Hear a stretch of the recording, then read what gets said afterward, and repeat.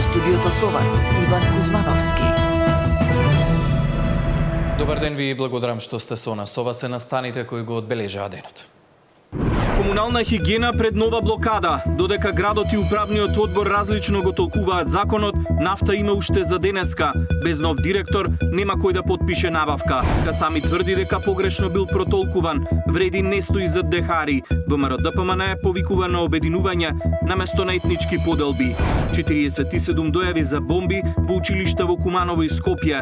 МВР потврди дека пријавите биле лажни. Вирусите ги полнат ординациите. Институтот за јавно здравје бележи 77% повеќе болни од грип во споредба со истиот период лани. Примирието во Газа не е загрозено, тврди Трамп. Хамас и Израел меѓусебно се обвинуваат за новите напади. А во овие вести во живо информираме за случувањата во комунална хигиена. Останете со нас.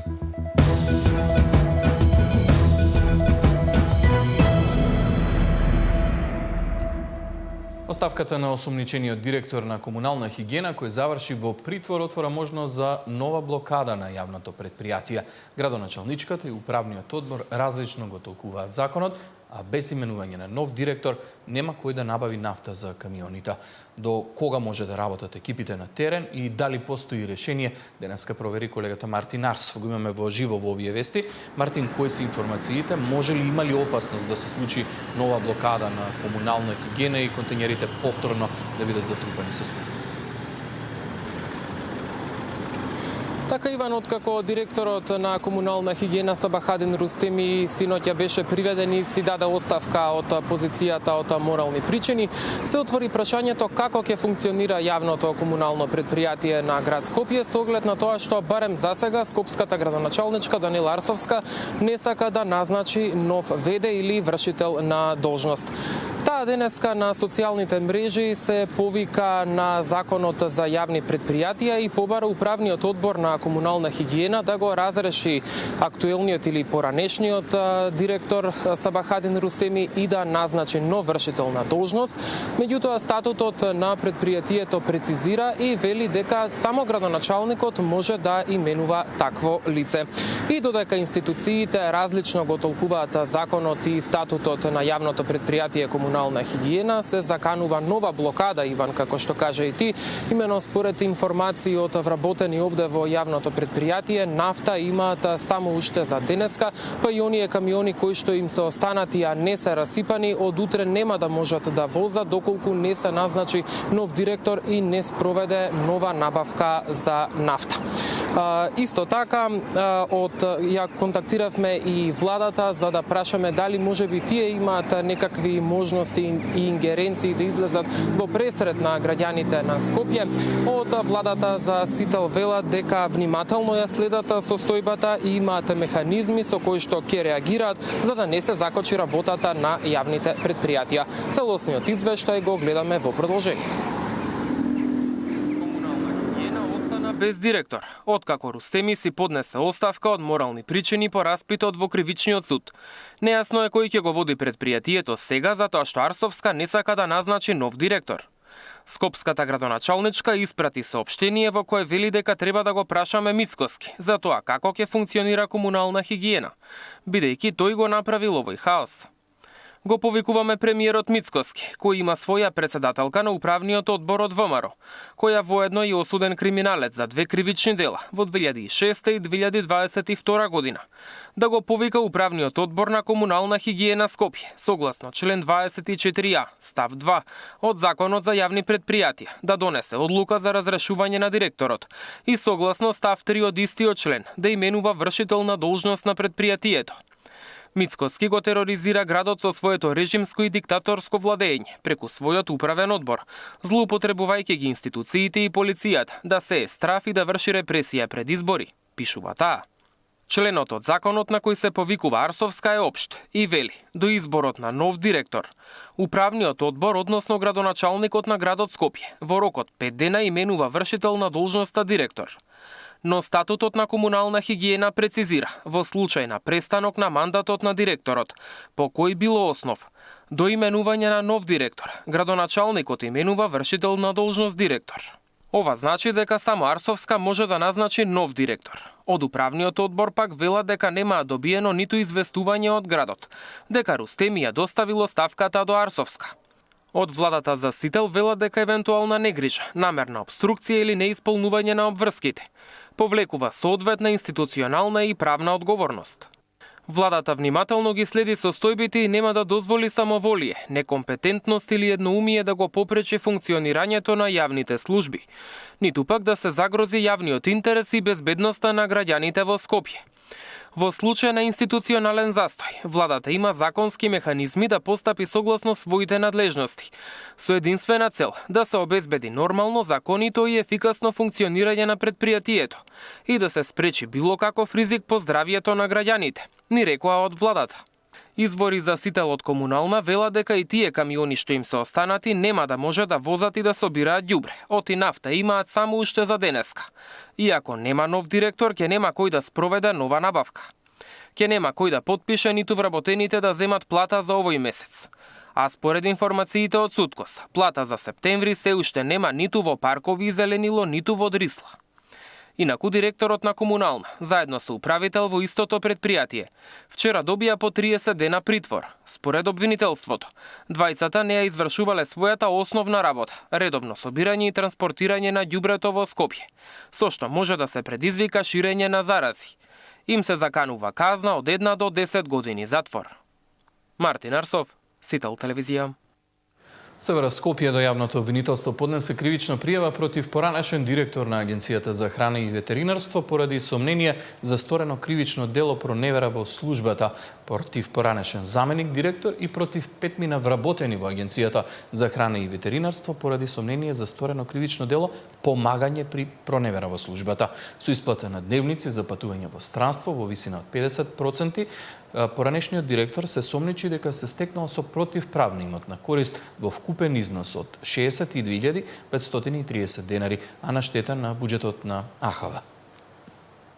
ЗА во својство на директор на Агенцијата за храна и ветеринарство во периодот од 2017 до 2020 година во повеќе наврати со намера противправно да прибави за себе парични средства кои му биле доверени во службата за службени патувања во странство на кои истиот присуствувал, примал дневници во висина од 50%, иако согласно уредба за изменување на уредбата за издатоците на службени патувања и службени патувања во странство, требало да прими само 20%, бидејќи трошоците за сместување и исхрана не паѓале на товар на институцијата.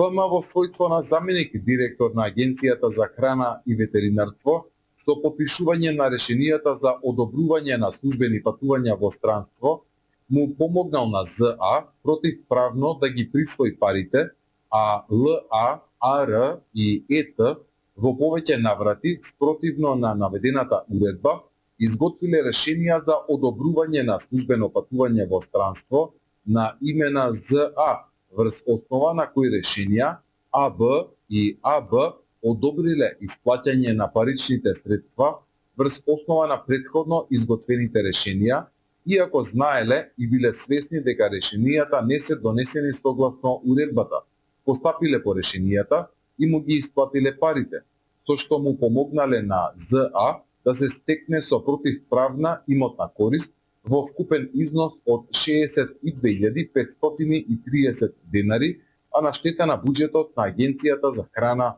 и ветеринарство.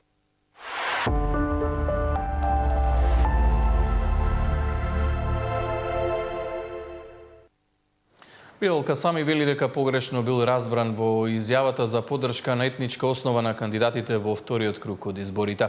Вели дека на ист став со коалицијата, а Вреди не стои зад Фатмир Дехари во Кичево. Од ВМРО ДПМН повикуваат на обединување наместо на етнички поделби. Од ДУИ пак за утре најавуваат одговор за поддршката во вториот круг. По јавните пораки од председателот на ВМРО ДПМН е да прекинат етничките поделби и остварената средба со Мицкоски, кандидатот на Вреди за градоначалник на Титово Билал Касами ја менува реториката. Изјавата во која јасно даде до знаење дека очекува и ветува взаемна поддршка со ДУИ во Кичево, Долнен и Бравеница за кандидатите албанци, сега вели била извадена од контекст. Реакцијата на Мицкоски вели не ја гледал како опомена. Првично не сметам дека имало каква било опомена. Мора да го земеме предвид контекстот, местото и медиумот во кој е дадена изјавата. Таа беше политички погрешно толкувана, бидејќи нашите противници се обидоа да ја отворат етничката карта на овие избори. Фатмир Дехари е најслабиот кандидат на ДУИ кој за време на неговото владење не донесе ништо добро во Кичево. Напротив, им наштети на градот и на луѓето во Кичево. Поради оваа причина не можеме да застанеме зад него само затоа што е албанец. Од Вриди веднаш по првичната изјава на Касами се оградија и повикаа граѓаните на Кичево сами да пресудат за кого ќе гласат во вториот изборен круг, каде во изборната трка влегуваат кандидатите на НАИ, ВМРО ДПМН Александар Јовановски и Фатмир Дехари. Пред само неколку дена Мицкоски му се обрати на Касами порачувајќи дека гласовете на избирачите ги немаат во џип за никој да кажува како да гласаат. Ги повика политичарите по ваквите изјави да не прават подолби по етнички теми, бидејќи тогаш немало да има разлика меѓу нив и Ахмети. Од владеачката партија и денеска го повторија ставот, наместо етнички подолби да се фокусираат на обединување. Нашиот став по однос на тоа е јасен. Ние секогаш повикуваме и сме за обединување околу вредности, а не околу етнички прашања и теми кои што доведуваат до поделби. Така што очекуваме сите политички фактори кои што се сериозни да се обединат околу вредности, затоа што онаа политика на поделби, која што беше, би кажала, дефиниција за ДУИ, заврши поразена на 19 октомври. По молкото, ДУИ во телефонски разговор ни рекоа дека нивниот став, дали постои договор за взаемна поддршка со Вредино и каков е воопшто ставот по ваквите изјави, ќе го соопштат утре на пресконференција. Ивана Соколович најдова, Сител телевизија. Кандидатите за градоначалници продолжуваат со активностите на терен. Во недела ќе се гласа во 33 општини. Специјални курпи за отпад од домашни миленици најави кандидатот за градоначалник на Центарот СДСМ. Во програмата за втор мандат планира и вакцинација и микрочипирање на уличните куќиња за хуман третман.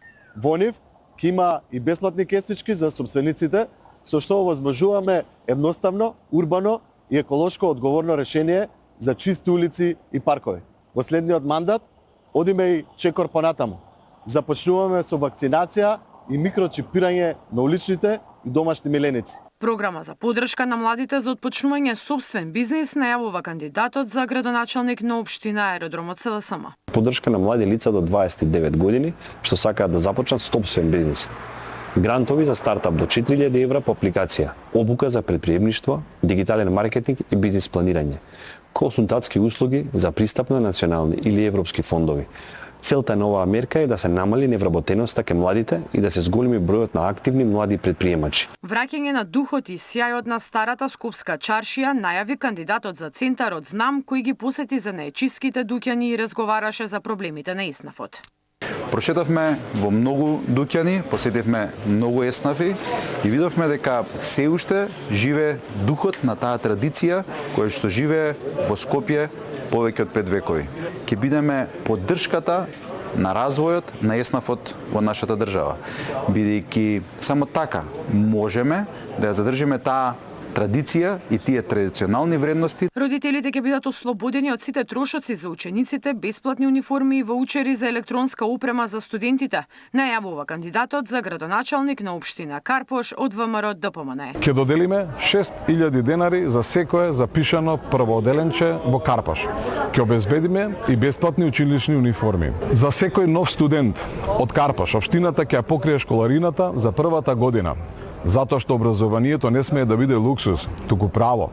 Сите млади до 30 години кои ќе имаат идеја, вештина, знаење да регистрираат стартап во Карпош, ќе добијат 2000 евра поддршка. Во главниот град во трката за градоначалници влегува кандидати од 4 општини: Аеродром, Центар, Карпош, Шуто, Оризари и кандидатите за град Скопје. Мирјана Давидовска, Сител телевизија.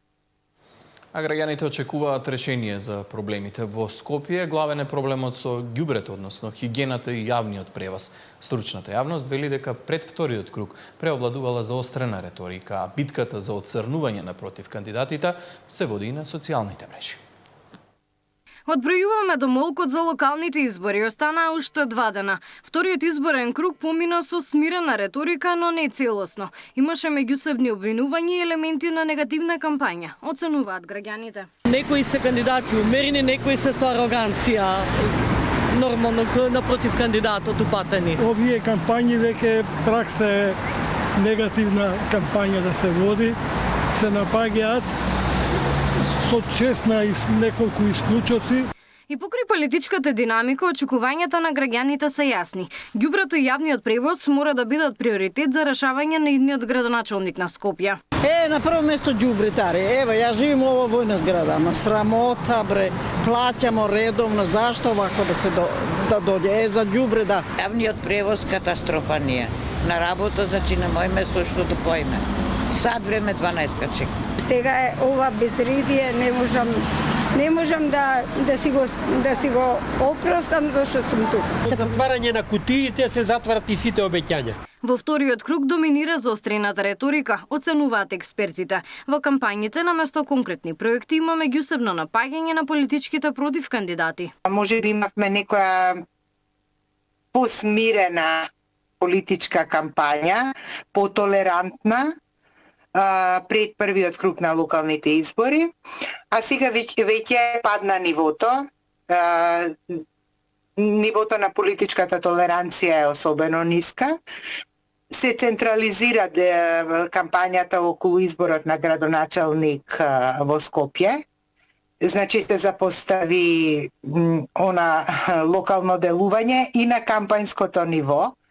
И тоа е една доста не добра ситуација, затоа што на тој начин се смени курсот. Професорката додава дека и социјалните мрежи станаа плодна почва за меѓусебни обвинувања. Целата валканост е пред се на социјалните мрежи, гледаме како тоа се дисперзира, како тоа го водат главните актери во таа политичка битка за избор на градоначалник на Скопје. И тоа е нешто што не е пожелно, особено во вакви високо исполитизирани општества. Вториот круг на локални избори ќе се одржи в недела. По втор пат за избор на градоначалник ќе се гласа во 33 општини. Габриела Лискова, Сител телевизија. Откако Државната изборна комисија ги објави конечните резултати за избор на градоначалник во 44 општини, денеска се случи и примопредавањето на функциите таму каде што има нов градоначалник, а тоа се вкупно 14. Согласно резултатите од првиот изборен круг, во 30 општини градоначалниците остануваат исти. Дури 30 од вкупно 44 градоначалници кои добија мандат по првиот изборен круг и досега ја вршеа градоначалничката функција. Еден од нив е Штипскиот, кој денеска и официјално стана првиот кој по втор пат ќе седи во градоначалничката фотелја. Ветува многу работа, ветува нови модерни булевари, нови зелени површини. По првиот изборен круг вкупно 9 општини добија градоначалници од друга политичка партија. Вреди му земат 4 општини на ДУИ, а интегративците една на СДСМ. 4 општини од СДСМ превзема и ВМРО-ДПМН. По историскиот пресврт во Струмица од денеска промена на власта и во Делчево. Честито Иван, за живи, за сила да работиш и дупло повеќе проекти да направиш од него. Живи здрави. Нови избори партиите ретко се решаваа во општина каде што веќе имаат власт да кандидираат ново име. По првиот круг СДСМ го смени својот кадар во Кривогаштани, а ВМРО-ДПМН на ваков чекор се реши во Киселавода, Сопиште и Прилеп. Очекувајте многу работа во интерес на сите. Меѓу победниците во првиот круг тројца беа пратеници, а Изет Меджити подпредседател на владата. За нив процедурата за промени во собранието ќе почне идната недела. Александар Спасовски, Сител телевизија.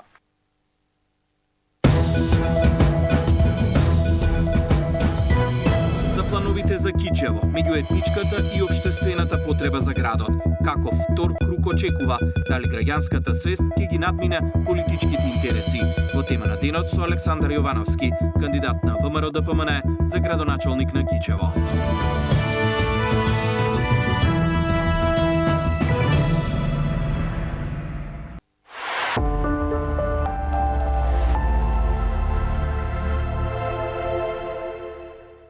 Председателката Силјановска Давкова се обрати на Парискиот мировен форум, испраќајќи порака дека евроинтеграцијата е диалог, а не диктат.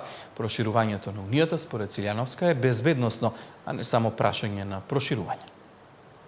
Кажав на потребата за укинување на или за надминување на двојните стандарди и за конечно отворање на портите на Европската Унија за Западниот Балкан заради геостратешкото значење и прашање и заради тоа што веќе зборуваме за безбедносно прашање, а не само на прашање за проширување.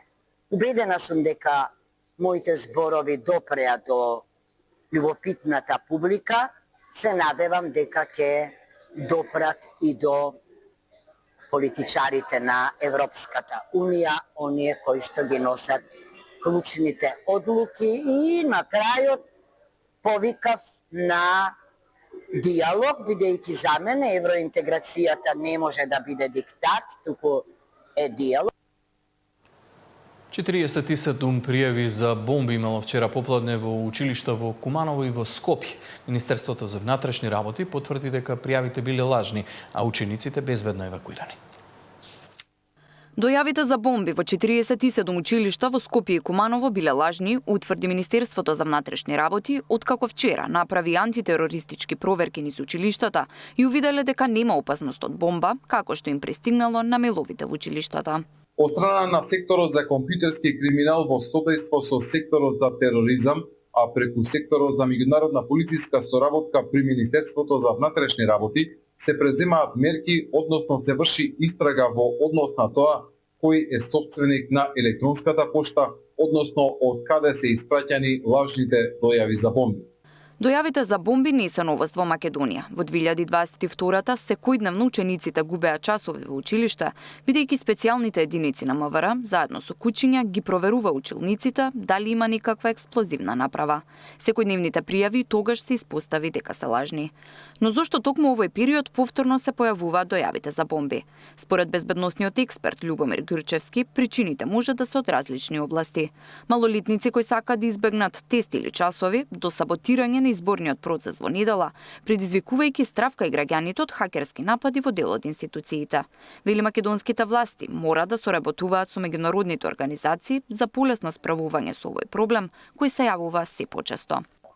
Безбедносните служби, заедно со обвинителството, координирани од обвинителството, мора да ја зголемат меѓународната соработка, затоа што Република Македонија нечесто пати е жртва на електронски дојави за било што, па дури и хакерство, знаете беше нападнат фондот за затвор, фондот за пензијско инвалидско осигурување и така натака, одредени банки во светот, значи Република Македонија мора на највисоко ниво да ја издигне соработката со Интерпол, со Европол и со сите други безбедносни структури, со военото разузнавање и така натака, значи од НАТО да побара таа ние што е во право, рекаме, меѓународна правна помош. Од октомври 2022-та, кога е регистрирана првата дојава на анонимна бомба во училиште, заклучно со денеска, регистрирани се вкупно 1314 анонимни дојави за бомби. Поднесени се вкупно 6 кривични пријави против 7 лица за сторени 6 кривични дела тероризам. Тамара Дичевска, Сител телевизија. Вирусите ги полнат ординациите. Институтот за јавно здравје бележи 77% повеќе болни од грип во споредба со истиот период лани. Колку регистрираните случаи веќе полните амбуланти покажуваат каква сезона на грип не очекува. Според последната статистика од Институтот за јавно здравје, со досега 188 пријавени со грип и заболувања слични на вирусот. Има зголемување на бројките дури за 77% во споредба со истиот период лани. Од друга страна пак и лекарите алармираат на се поголем број на пациенти кои ги полнат болниците. Бројот на пациентите што доаѓаат во амбулантата на клиниката за инфективни болести е секој ден позголемен. Се уште немаме тешки случаи. Претежно се работи за повозрасна популација, особено пациенти кои се со хронични заболувања, било тоа да се кардиоваскуларни, пулмонални, диабетес, и лица кои се имуносупресирани. За сега во земјата не е потврдено кој тип на грип циркулира, но лекарите апелираат дека ризичните групи треба да одат на вакцинација за заштита на своето здравје. Идеално време е октомври и почетокот на ноември да се обавува вакцинацијата, заради тоа што тоа штити од многу компликации. Инаку веќе десетина дена е во тек вакцинацијата против сезонскиот грип во 35 пункта во државата. До сега на вакцинација.мк има пријавено над 70.000 граѓани, а 22.000 кои се од ризичните групи веќе ги посетиле диспанзерите за имунизација. Сања Димитровска, Сител телевизија.